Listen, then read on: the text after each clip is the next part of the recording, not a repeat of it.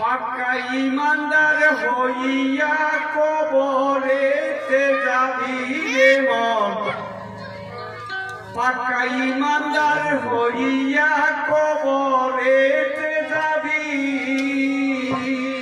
আমার মৌলাজির রবমিয়া দয়াল নবীর সালাম, মৌলাই আলী মৌলাই আলী যেদিন তুই বুঝিবি, পাক্কা ইমানদার হইয়া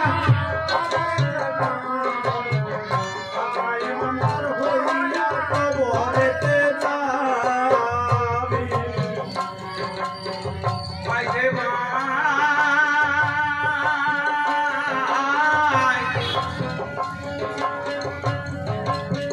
খুদাই জ্ঞানের পরিধি অনন্তয়নাদি, মৌলাই আলীর রবমিয়া এদিন দেখিবি।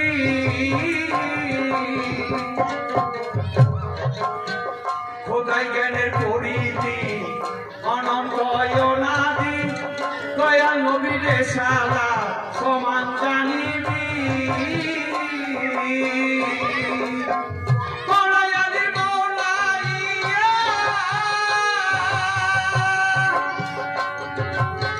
মৌলাই আলী মৌলাইয়া, দিনেতে হয় এক হাকিকত, মৌলাই আলী মৌলাইয়া, দিনেতে হয় এক হাকিকত, এক হইলে নবীর উম্মত অবশ্যই হইবি। ইমানদার হইয়া কবরেতে যাবি, পাক্কা ইমানদার হইয়া কবরেতে যাবি।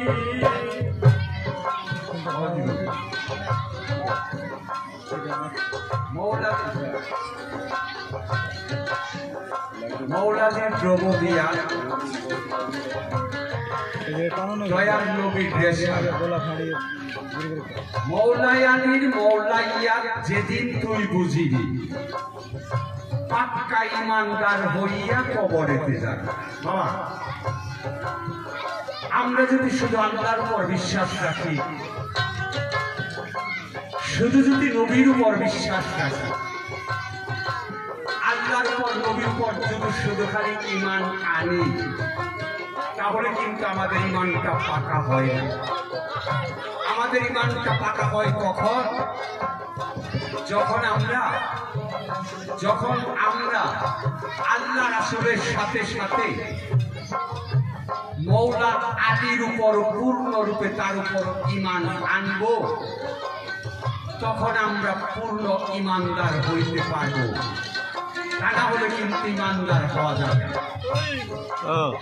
খোদাই জ্ঞানের পরিধি অনন্তয়নাদি, দয়াল নবীর সালাতে সমান জানিবি। খোদাই জ্ঞানের পরিধি অনন্তয়নাদি, দয়াল নবীর সালাতে সমান জানিবি। মৌলাই আলী মৌলাইয়া,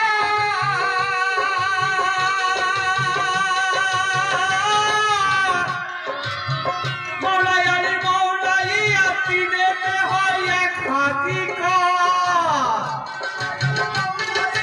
দিনেতে হয় এক হাকিকত, মৌলাই আলী মৌলাইয়া, দিনেতে হয় এক হাকিকত, একটা দিনে নবীর উম্মত অবশ্যই হইবি।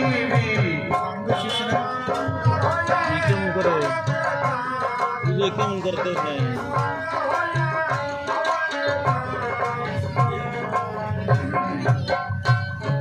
আচ্ছা বাবা, তাহলে হযরত আলী,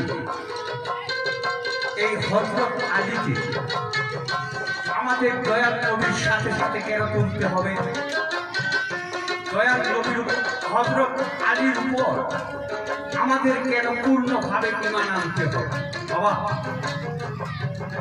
দয়াল নবী সম্পর্কে, হযরত আলী সম্পর্কে আমাদের দয়াল নবী বলছে, মান কুনতুম মাওলা ওয়া হাজা আলীউল মাওলা। আমাদের দয়াল নবীর মুখের কথা, আমি যার মৌলা আলী তার মৌলা। বাবা, আরেক জায়গায় আমার দয়াল বলছে, আনা মাদিনাতুল আলী ইলমে বাবুহা। আমি যদি জ্ঞানের শহর হই তাহলে হযরত আলী হলো তার প্রবেশদ্বার।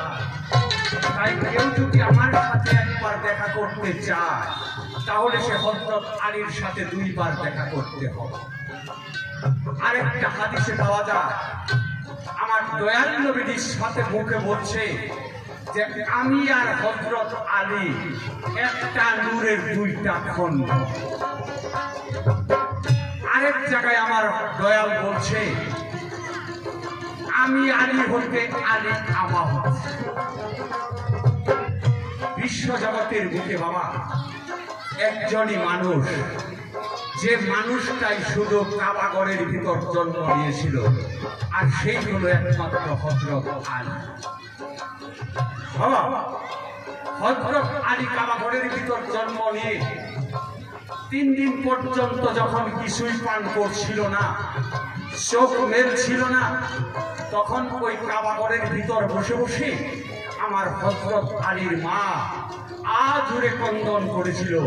আর যখন আমার দয়াল নবী ওখানে গেল, যাওয়ার পরে এই ফাতেমা বিনতে আসাদকে দয়াল নবী বলছে, মা আলীকে তুমি আমার কুলে দাও।